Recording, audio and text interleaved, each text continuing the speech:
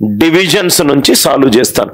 నేను ఇప్పుడు ఒక పాయింట్ చెప్పాను మీకు, 12 గంటలకు 60 డివిజన్లు ఉంటుంది. 12 గంటలకు 60 డివిజన్లు అంటే గంటకి 5 డివిజన్లు, గంటకి 5 డివిజన్లు, గంటకి 5 డివిజన్లు. స్పీడ్ ఆఫ్ అవర్ హ్యాండ్ ఎంత వచ్చింది? 1/12 division per minute. Speed of our hand ఎంత? 1/12 division per minute. Speed of minute hand ఎంత? 1 division per minute. Speed of our hand is 1/12 division per minute. Speed of minute hand is 1 division per minute. ఇక్కడ చూడండి sir, first 2 to 3 PM మధ్యలో coincidence కావాలి. 2-3 ప్రాబ్లంలు వేస్తే మీకు చాలా ఈజీగా అర్థమవుతుంది. 2 to 3 PM.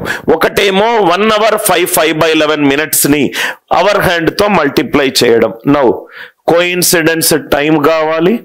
Time equivalent to distance by 2 speeds same direction లో మూవ్ అవుతుంది. 2 స్పీడ్స్ సేమ్ డైరెక్షన్ లో మూవ్ అవుతుంది. D/S1 - S2. అంటే ఇది మనకు చూస్తే ఇది చేయాల్సిన అవసరం లేదు. ఫస్ట్ 12 గంటల దగ్గర ఉంది. అవర్ హ్యాండ్ 2 అంటే అవర్ హ్యాండ్ 2 గంటలు బయలుదేరింది. అవర్ హ్యాండ్ 2 గంటలు బయలుదేరింది. 2 hours బయలుదేరింది. ఆల్రెడీ 12 దగ్గర ఉండాల్సిన అవర్ హ్యాండ్ ఇప్పుడు 2 దగ్గర ఉంది. గంటకు 5 డివిజన్లు అంటే 2 గంటలకు ఎంత అవుతుంది? 10 డివిజన్లు. డివైడెడ్ బై స్పీడ్ ఎంత? ఒకదానికేమో 1, ఇంకో దానికేమో 1/12. 1 - 1/12 అంటే ఇది 2 × 5 × 12/11. 2 × 5 × 12/11. ప్రతి గంటకు 5 డివిజన్లు. ఇది కాన్స్టెంట్. Denominator speed వాల్యూలు 1/12. ఇది కూడా కాన్స్టెంట్. అంటే 60/11 అనేది కాన్స్టెంట్. అవర్ హ్యాండ్ ఎక్కడుంది? 2 దగ్గర ఉంది.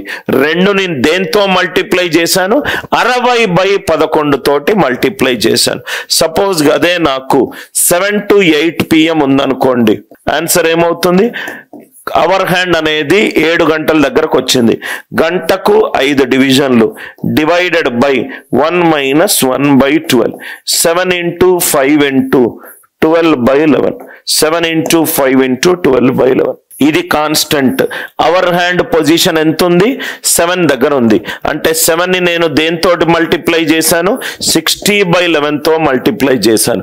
ఇక్కడ అవర్ హ్యాండ్ ఎక్కడ ఉంది? 2 to 3 అంటే 2ని దేంతో మల్టిప్లై చేశాను? 60/11 తోటి మల్టిప్లై చేశాను.